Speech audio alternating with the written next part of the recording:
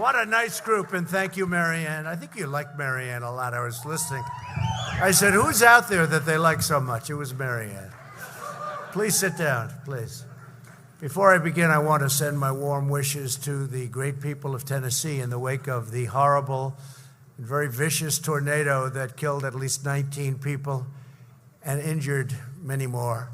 We're working with the leaders in Tennessee, including their great governor, Bill Lee, to make sure that everything is done properly. FEMA is already on the ground, and I'll be going there on Friday. Our hearts are full of sorrow for the lives that were lost. It's a vicious thing, those tornadoes. I've seen many of them during a 3-year period, and I've gotten to see the results, and they are vicious. If you're in their path, it's bad things happen. There's really bad things happen. I went to Alabama about 9 months ago, and I saw the devastation that left in Alabama, too. And everybody was so incredible. The people were so incredible, but so many people get killed if you're in the path. And we'll be going, as I said, to Tennessee on Friday. We send our love and our prayers of the nation to every family that was affected. And we will get there, and we will recover, and we will rebuild, and we will help them. And condolences, tough situation. Such bad news when you see that. I'm honored to be here with the National Association of Counties at your annual legislative conference. It's a great group of people. I've dealt with you for a long time over the years, and every once in a while I'll find one I don't like, but generally speaking, you're fantastic. True. And when one of you are in the way, it's very tough to get that job done. And when you're helpful, it's real easy, and we get it done, and we produce a lot of jobs and good results. And I just want to say you're very important, and people that are doing what I do before I got here, we realize how important you are. Incredible job. Really, I've met some of the most incredible people doing exactly what you do. Thank you very much. So in this room, there are over 1,200 county leaders whose incredible devotion, talent, and drive directly and profoundly improve the lives of millions of Americans each and every day. I want you to know that my administration will always be your friend and partner and ally and resource as you work to deliver an amazing future for your counties and for your communities and for the country itself. As I said in my State of the Union address, 3 years ago, I've had a number of State of the Unions already. Can you believe it? But this was 3 years ago. We launched the Great American Comeback, and we really did. We launched it with a vigor and with a certain splash that nobody's seen in a long time. And what we've done in our country has really been incredible. Our country is so strong now. We've rebuilt our military. We've cut taxes, we've cut regulations, you know regulations. You know the regulation business. I think you know the regulation business better than any group I can think of. Now, sadly, about 5% of you are saying, oh, gee, I wish they wouldn't have cut. But 95% of you are saying it was redundant and it was a problem. And, I talk about highways that would take to get approved. It would take 18, 19, 20 years. I can give you many examples, too. Not even big highways, sometimes roadways. But we've cut regulations at a level that nobody has ever thought possible. And we've done it with the extraordinary help of local officials, people like yourselves that worked with us and worked with Department of Transportation and all of the other departments that we work with. We've got it down where it would take sometimes 20, 21 years to get approvals for a highway. We think we have it down to 2. I want to get it down to 1, meaning that it can get rejected. We have safety concerns that we have to look at. We have environmental concerns, many concerns we have to look at. But to go 20 years and then get a rejection, how about that? How many of those have where you wait, let's say, 10 years, and then at the end of 10 years they vote and they reject you, okay? There's been a couple. I guarantee there's some people in the room.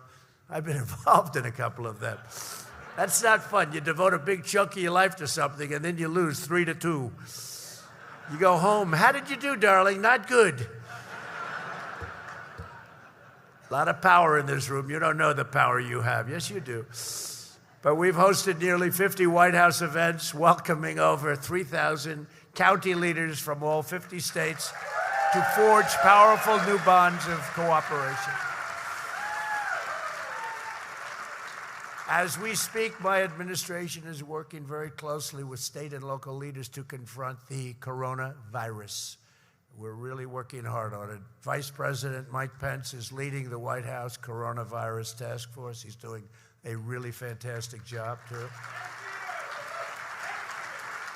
We have already met with state, county, and health officials in 30 states and conducted regular briefings with governors to coordinate our response and contain the disease. And it just shows you what can happen. 6 weeks ago, 8 weeks ago, you never heard of this. All of a sudden, it's got the world aflutter, but it'll work out. But it's, just unseen. You have it all the time. Not to this extent, sometimes to a greater extent, relatively speaking. But things happen that you never would even think would happen, and then you have to confront it. You have to do a lot of good work, and you take care of the situation. You people do that better than anybody that I can think of. America has the world's most advanced public health system. We know that our county health officials play a frontline role in battling public health threats, and we are working with Congress very closely to pass supplemental legislation that ensures state and county health departments get everything they need. I asked for $2.5 billion. It looks like they're going to give us $8.5 billion. I don't think that's ever happened to me before. So I think I should say I'll take it, right? Right? I asked for 2.5, they give me 8.5, I say I'll take it. But no, everyone's working together very well to prevent the uncontrolled spread of the disease. I ordered sweeping travel restrictions and did them very early, as you probably have heard, earlier than people wanted me to do them, and it turned out to be a wise decision. We increased travel advisory levels, established screening measures, and imposed historic quarantines. We urge all of you to share information about basic health and safety practices with your communities back home. CDC has all of the information. It's listed all over, and it's a good thing to refer to. But that's why, following my remarks today, you'll hear from Dr. Robert Redfield, the director of the Center for Disease Control and Prevention, and they're doing a fantastic job. They are working round the clock. America has the world's greatest professionals working, and they are working very, very hard. We're moving aggressively to accelerate the process of developing a vaccine. I met yesterday with the biggest drug companies, Pfizer and Johnson & Johnson, and many of the other great companies. And a lot of good things are happening, and they're happening very fast. I said, do me a favor, speed it up. And they will. They're working really hard and quick. We're moving at a maximum speed to develop the therapies, not only the vaccines, but the therapies. Therapies is sort of another word for cure, where you have it. It helps get the people better faster and take down the severity of the illness. And they've done so much. If you look at what's happened with AIDS and the tremendous job they've done there, we will be, as an example, AIDS-free within 9 years. Nobody would have thought that was possible. They are doing a fantastic job. The revival of American strength over the last 3 years has put our country in the best possible position to deal with this challenge. Our economy is prospering like never before. We've relocated supply chains back to the United States. You know, a lot of the chains now are back in the United States. And we've also, as you probably have noticed, for 2 years I've been complaining about the medicines are made outside of the United States. I want them to be back here. If there's a reason why we can't use a certain country, for lots of reasons, I want it to be made here, and we've already started that process before this happened. But this sort of explains why we have to do it pretty well. Jobs and growth have soared in the United States at a level that's unprecedented, historic, and also we've had historic new investment in our country. No country on earth has had greater power to overcome adversity, what we've done in so many different ways. We've rebuilt our military, $2.5 trillion. You know, it's wonderful to have a good budget, but if we don't have a strong military, You never want to be in a position where you're trying to explain to people that, well, at least we had a good budget as people are running up the front lawn of the White House. No, thank you. You look over, you say, you know, we did a hell of a job in that budget. Should have spent a little more money on the military, I guess, right? But when I took over, our military was totally depleted. It was an embarrassment. And we've totally rebuilt our military. Most of the equipment, much of it's already there. New planes and new missiles, rockets, new everything. We make the greatest military equipment in the world, all made in the USA. All made in the USA. Yeah. All made in the USA. Every bit of it is made here. Rebuilding our Navy. We're rebuilding our Navy, and we're doing a job. And frankly, $2.5 trillion a lot, but it's not a lot when you think of the importance of the military. You know, they say the most important thing that a president does is the court system, and in particular, Supreme Court judges. So I've named 218 new federal judges. Can you believe it? And that's a record. That's a record. Only one person beat me percentage-wise. You know who that is, right? Does anybody know? Percentage-wise, there's only one. And when you look, 218, because President Obama was very nice, he left 142 to start off with. Usually you'd left none. I had 142. But you know who the one percentage-wise was? George Washington. He had 100%. But it was like 12 people. 12. At least I can say I named more than him, a lot more. It's a little smaller country at the time, but he had 100%. In our great national renewal, my administration has made engagement with local leaders a top priority because nobody understands the needs of local communities better than local officials, the people in this room. Nobody. And with your help, and we keep in touch with you, as you know, all the time, we feel very strongly about that. Our economy is right now the envy of the world. We've created, and by the way, yesterday, did you notice the market went up almost 1,300 points? That's the highest, that's the biggest one-day gain in points in the history of our country. Can you believe that one? That was a nice surprise. That took about half of the hurt from the previous week out, caused by something, again, that we didn't think would happen. So that was tremendous, and today it's up, and the Federal Reserve cut rates today, finally. Do it more, do it a little bit more. You want to be competitive with these other countries. Other countries have lower rates because their feds, their currencies are cut to a level and their rate is cut. They play with their currency, they play with the value of their currencies, and we don't do that.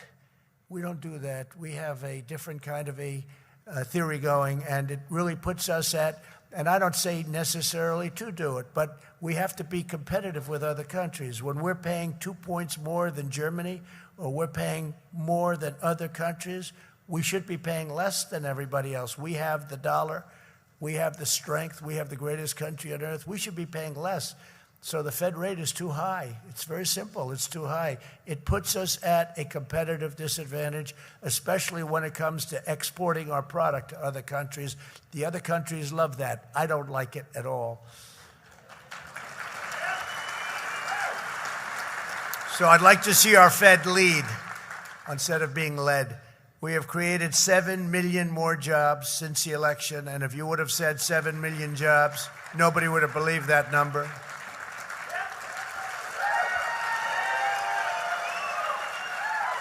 The optimistic projection by the previous administration was 2 million jobs, that it would be 2 million by this time. And it turned out to be now over 7 million jobs. So that's something really incredible. African American, Hispanic American, and Asian American unemployment have reached the lowest level in history. You know that? Median household income has hit the highest level ever recorded. If you look back, and you go to President Bush, it's $450. If you go to President Obama, and that's for 8 years, remember. If you go to President Obama for 8 years, $975. And if you go to President Donald John Trump, over a period of 3 years, it's almost $10,000. That's a big difference. So it's much more over a much shorter period. And if you think about it, take a look at it and look at the result. Our consumer is so powerful, so strong. It's really what's leading our country right now, the strength of our consumer. Nobody has a consumer like we have, so we've done a job. For the first time in nearly 3 decades, every single metro area in the United States has seen their income rise. Every single area. The economy of rural America, I love rural America, all that red, rural. I love rural America. Look. Well, that's not.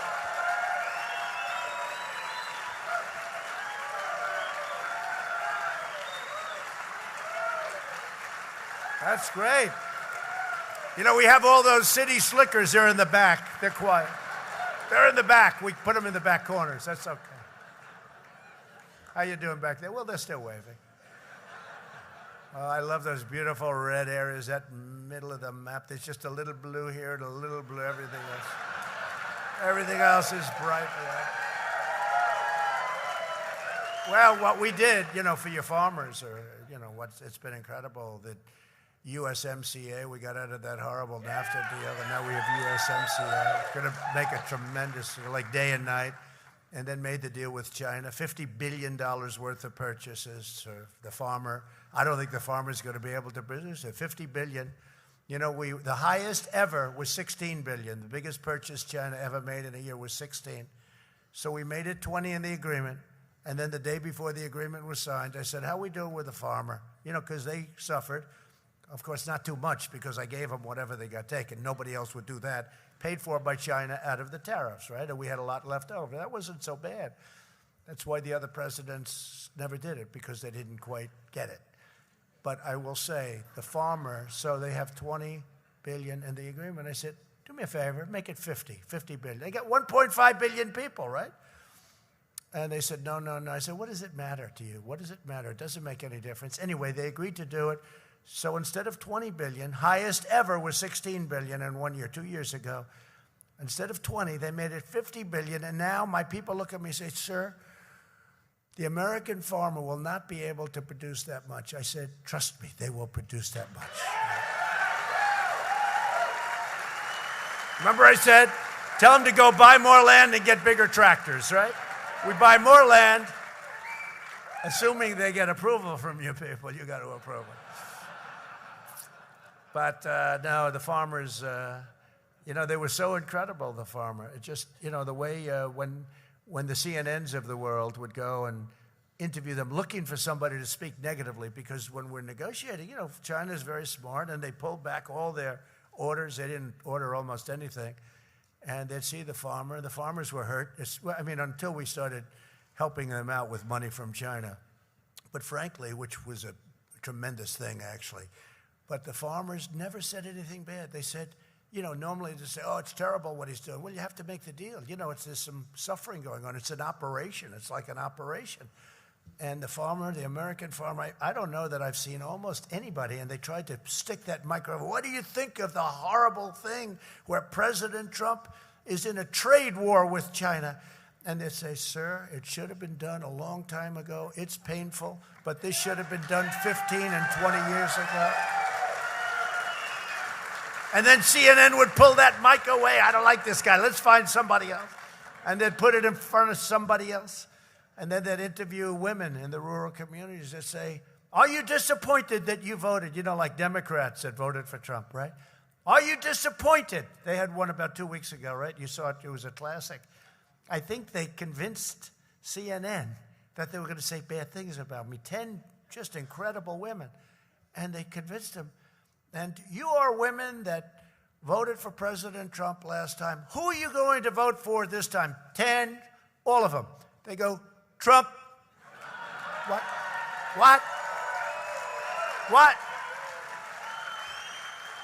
That was a crowd.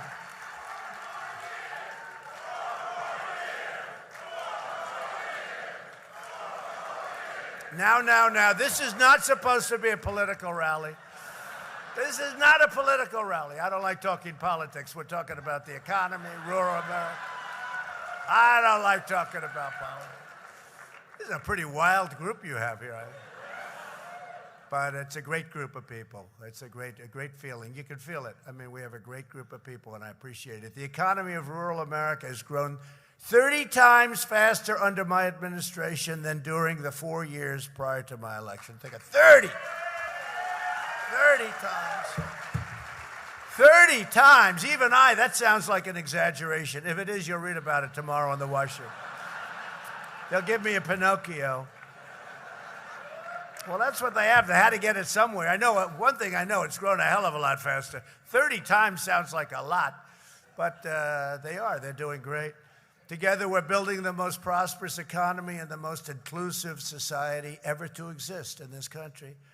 Under our massive tax cuts, governors across the country have designated nearly 9,000 distressed communities as opportunity zones, and neighborhoods are being revitalized every single day. You see that.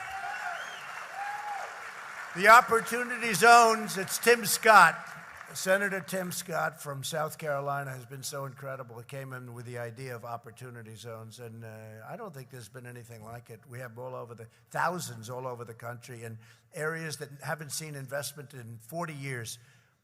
People are putting tremendous amounts of money, investors. Sometimes you'd say rich people are putting money in, they're creating jobs, and they're happy with it. Nobody's seen anything like it. It's really prospering, maybe because the economy is so good, but things like that help make the economy good. So it's been very unusual. Usually that stuff, almost never does that stuff work. And then the government comes in with massive subsidies and loses their shirt. This is something where people are investing in areas that they would have never, ever in a million years invested in, and it's become a tremendous success. The fake news doesn't like talking about it, unfortunately, but one day they will, because I think you can't help it. It's become one of the great successes. We're also promoting workforce development through our pledge to America's workers. 430 companies have already committed to providing new jobs and training opportunities to over 15 million Americans. And I give my daughter Ivanka a lot of credit for that. She came in, she said, "Daddy," it's true. She had a great company in New York. She wanted to just come and just help people get jobs. I said, "Would you like to do this?" "No, I want to help people get jobs." She started off with 500,000 jobs, and she just broke 15 million. She did the 500,000. If you know her, I'm not surprised. She did the 500,000 like the first week. But 500,000 jobs is a lot. So she'll go to a Walmart and, many of the great companies, and Johnson & Johnson, and they'll hire large amounts. I think one of them it was Walmart, did 1 million people where they trained them, and government is in no position to train them. You understand that. Government wouldn't know where to begin. There'd just be another program that they have that would be a disaster. So she'd go to these. No, you can't. You just can't do that. The private companies, and also it's very specific. There are very specific needs. One of the problems we have is that we're having tremendous amounts of companies moving back to the United States, moving into your communities. And the problem they have is, in many cases, they can't get help. And now what they're doing is they're taking people that didn't have jobs and they're training them, specifically training them. And Ivanka's done that job, and it's been incredible. In the State of the Union address, I called on Congress to support my plan to offer vocational and technical education in every high school.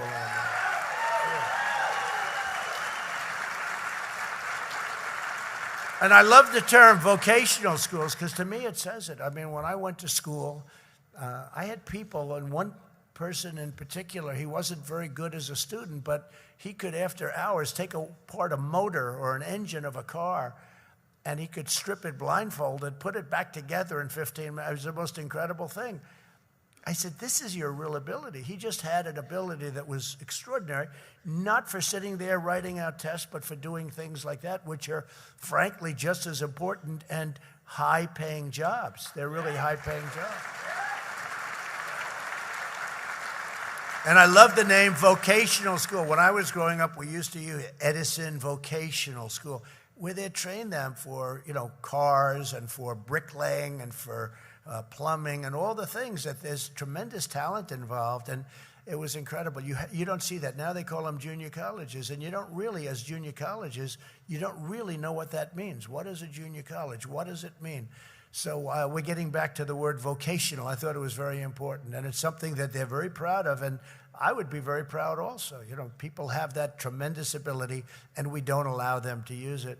We want to help every American acquire cutting-edge skills that they need for the jobs today and for tomorrow. To put more money in American pockets, we've launched the groundbreaking regulatory reduction campaign by cutting regulations. By cutting regulations on one of the most exciting things that happened. If you look at the other side, they want to get rid of all energy. Let's put up windmills all over your communities, right? Let's have windmills all over the place. And solar, I love solar, but it's not powerful enough to power these massive factories and plants that we have being built all over. But by cutting regulations on American energy, for example, we're massively driving down energy prices. You see that happening unless it's an area or a community where they're not allowing that to happen, in which case New York is an example. We're unable to build a pipeline through New York State, where they'd love the jobs of doing the pipeline. And because of that, New England has very, very high energy prices. We could cut the energy prices in New York and New England down by half, less than half, if they would allow, and we're fighting them very hard, and I think we'll be successful, but if they'd allow a pipeline to go through, we would cut the prices of energy down by half, and even more so than that. It's a terrible thing. It's a very unfair thing to the rest of the country. The American energy revolution is now saving the typical family of four an average of $2,500 per year. And I will say this, we are now energy independent. How nice is that? Energy independent.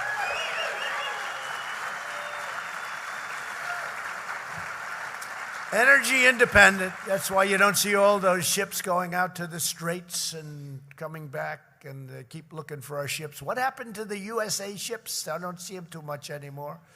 But we're energy independent, and we're the largest producer of energy by far in the world. It wasn't that way not so long ago.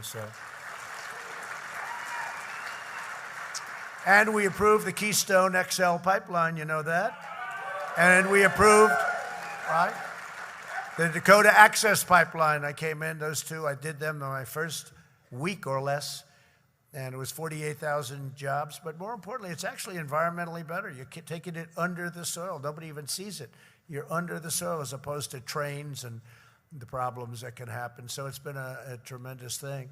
But with us today is Rebecca Long, the commissioner of Lee County, New Mexico. Oh, I love how am I doing in New Mexico? I hear we're going to win New Mexico.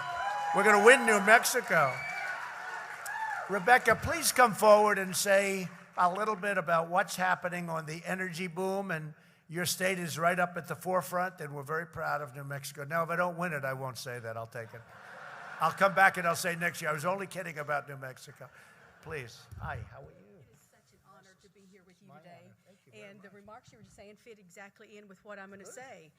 So thank you from Lee County, New Mexico, where your energy agenda is helping us with quicker right-of-way permits on BLM land and drilling permits. We're getting those faster, so that's helping America be energy independent.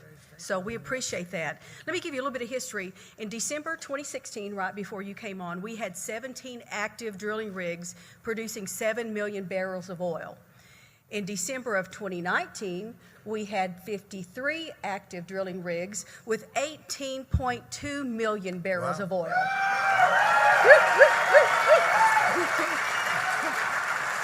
So right now, Lee County, New Mexico is the second largest oil and gas producer in the United States. Wow. And soon we will be first. And thank you so much for all you do for us. That's fantastic. Energy independence is so important, and we appreciate that you know where we are and who we are. Thank you. We appreciate it. Wow, good job. Now, again, we're not getting political because I refuse to do that, but you know, Rebecca, that if Bernie or one of these characters get in, you can close up your energy. You do know. They have little things like, we don't want petroleum products. Well, that's a lot of people. That's a lot. We're also building a wall right along the border to stop people from coming into our country illegally. Right? You know that. So say hello to the people of New Mexico. I'll be there soon. We're reversing decades of calamitous trade policies that decimated so many of your communities. You know that. You know it probably better than anybody in the country how bad it was. We have successfully renegotiated new trade deals with South Korea and Japan, who were really ripping us. South Korea, remember Hillary Clinton, great Hillary Clinton. She said, no, we want this deal. It will produce 250,000 jobs. And she was right for South Korea. They produced. It got South Korea 250. So you can't say she was wrong. She wasn't misleading us. She said 250,000. It was a horrible deal.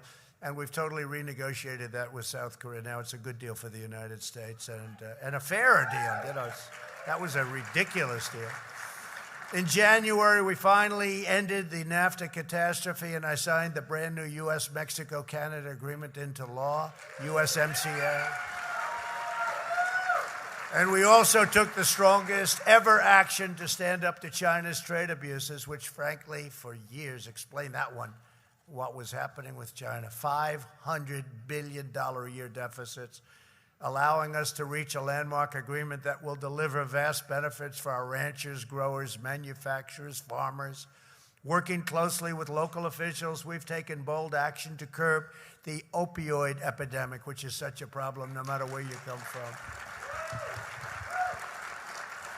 And for the first time in 31 years, we actually went down a little bit. We went down. Some communities are down 17, 18, 19%. One is down 21%. But still, it is a massive, massive problem for our country.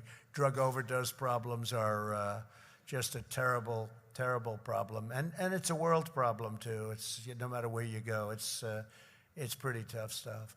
And frankly, I should say, no matter where you go, unless they have really, really strong measures against the dealers, in which case they have no problem. I wonder how that works. How does that work, Mary?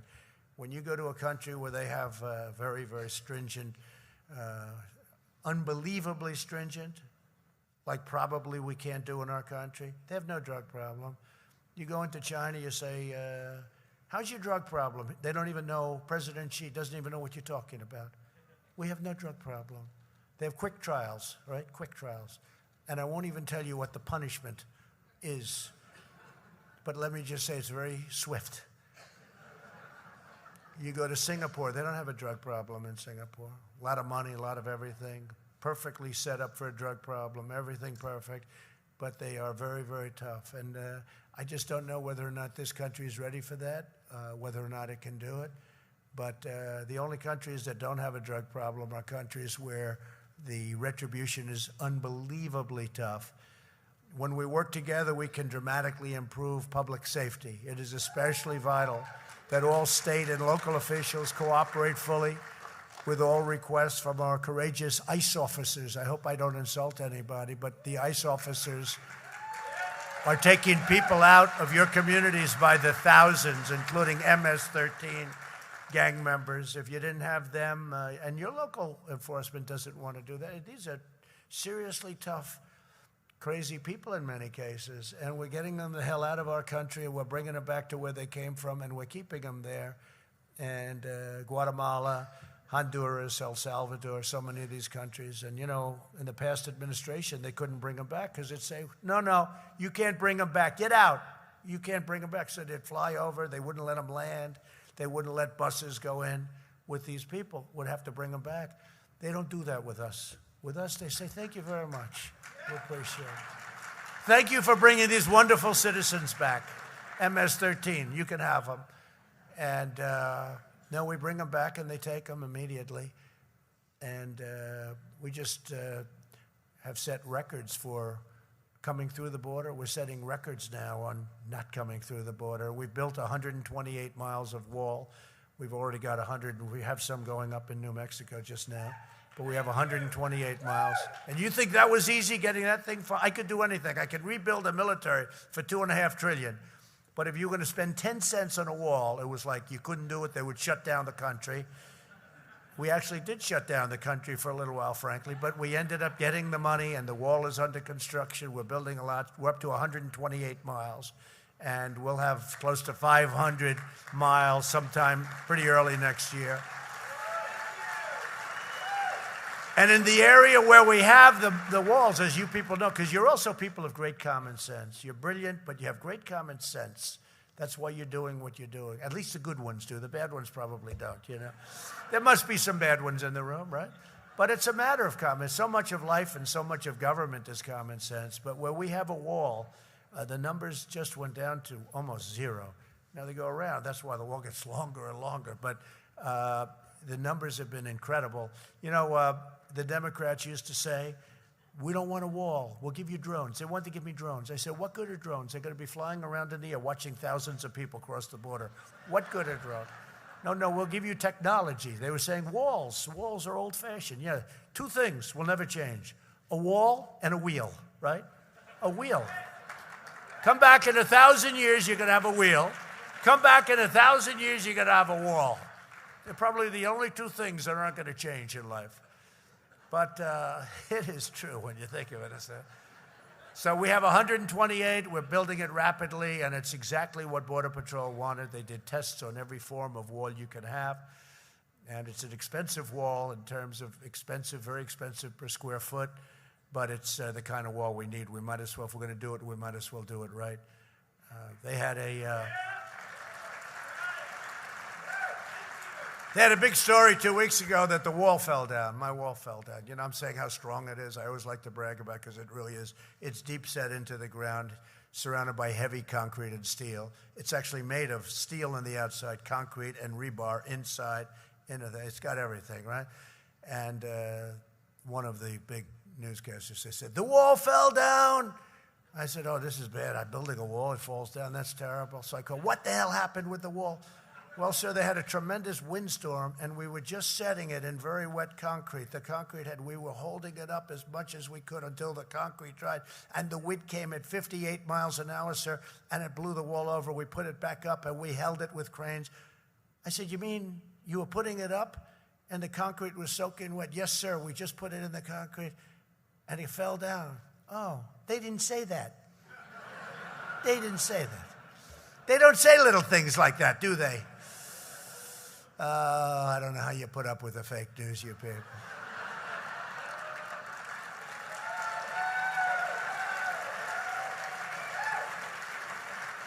Americans are safest when we support the heroes of federal, state, and local law enforcement. My administration,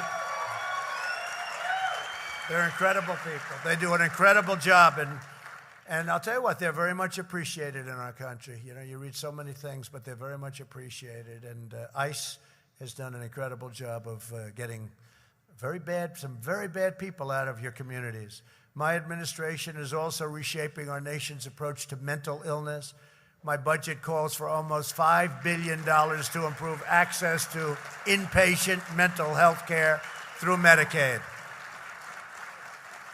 And as you know, county jails were not meant to deal with the mental illness problem.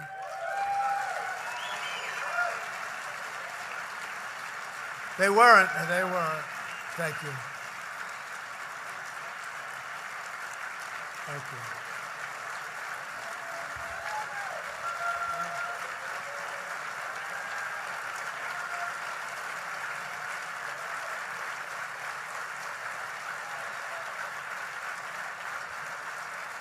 I didn't know that was going to hit such a high note, really. I mean, that's incredible. I didn't know that was going to be appreciated the way it's meant to be. But you understand the situations. You understand, the people in this room understand all of the things we're talking about better than any people I can imagine, even people in Washington. They don't, you're on the ground.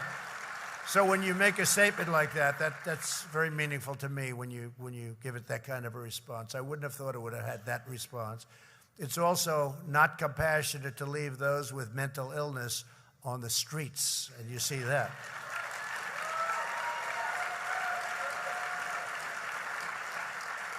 So we must get Americans the care that they need. From day one, my administration has worked closely with you to overcome natural disasters such as the tornado in Tennessee. Since I took office, 62% of counties have received major emergency or disaster declarations, with the federal government committing over $124 billion to support your citizens in very trying times. And we get you the money quickly. We check it, we do what we have to do, but I think everybody in this room would say that you get the money much quicker under our administration than in the past. It used to be unfair. It used to be very unfair, to a point where you really couldn't even properly do the work. It would take you so long to get the money, you were afraid to do the work. We get it to you quickly. We're joined today by Catherine Starkey of Pasco County, Florida, good place. Catherine, please come up and share your story about your community and recovering from a very big disaster that I know very well. Thank you. Thank you for the opportunity. In 2017, President Trump's Office of Intergovernmental Affairs started an innovative outreach program inviting to D.C. commissioners from each state, regardless of party affiliation. This opened a bridge for communication with federal agencies. And then Hurricane Irma hit my state later that year, and soon we had an issue I needed to bring to the attention of your administration, sir. Counties were getting into bidding wars over debris removal contracts, and they were creating unaffordable prices for other municipalities. Fortunately, I was able to call the IGA office, and they immediately set up a conference with the FEMA officials. They quickly resolved the issue through an emergency rule change, and this would not have happened without the incredible outreach from the White House early on. I'd like to thank you, sir, President Trump, the IGA office, and the federal agencies who are being such incredible partners to local government. Thank you very much. Thank you for making America great again. Thank you, Catherine. Wow, thank you, Catherine. Thank you very much. Beautiful. And I have to say, Catherine, that you had two governors. You had Rick Scott previously, right? And he did a fantastic job. Now you're a senator, and your current governor, Ron DeSantis. And they would come to my office, say, President, could we see you just for a minute? Oh, good. Separately, but very similar. They wanted money. I said, well, what do you want? We don't need much. We need a little bit more for the Panhandle, as an example. And I said, oh, good. I love the Panhandle. They got everything they needed, that I can tell you. But they'd say, we need another little bit of money. How much do you need? 500 million more? 500 million, that's a lot. You've got it. But they'd come up. You know, it goes to the Panhandle. It goes to, look, these people, having the right governor in a state is so important. The good ones, they bug me. You have great ones in this country. You have so many great ones. Governor Lee is a great one in Tennessee. You have so many. Texas, Greg Abbott. But Ron DeSantis, the job he's doing, the job that Rick did as governor, Rick Scott, it's so important. If you have the wrong governor, it's not helpful. Yes, absolutely. But if you have the wrong governor, you understand that better than anybody. If you have the wrong governor, it doesn't work. But they would come up and they'd want to get everything set and done. And they need it fast because you have to rebuild your community. And debris was the biggest thing, Catherine, right? Debris. Debris was the biggest thing. They'd bid it out, and they'd have bids that were so crazy. One would be very low, and the others would be very high, and they weren't allowed through red tape to use the low one. And I worked it so that they could use the low one. And, you know, we did a lot of great things, but Florida really they have done a fantastic job. Thank you very much. That was beautiful. Everyone here is devoted and really a devoted public servant.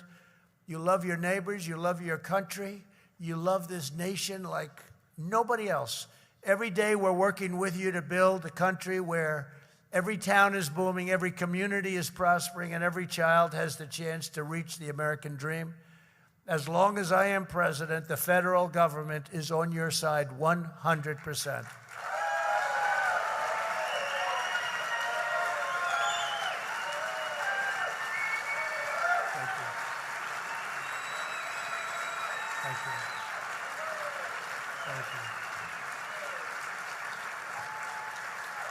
You will always have a very important seat at the table, and you will always find an open door at the White House. Many of you have come to the White House, and we've had a lot of good discussions. No matter what community you represent, we're all united by our loyalty to the citizens we serve and the knowledge that America is the most exceptional nation anywhere in the history of the world. to every county leader, and it's so brilliant to have you here because you really are the people that know it the best. And I really know that much more from my previous life. This life is different, to put it mildly. I thought it would be easier. It's actually much tougher. But I know it from my previous life. I know the talent that you have, the insight that you have. It's really incredible, and I want to thank you for your unbelievable service. Thank you for your selfless devotion, and thank you for fighting for a glorious future of American greatness. God bless you all. God bless America. Thank you very much. Thank you.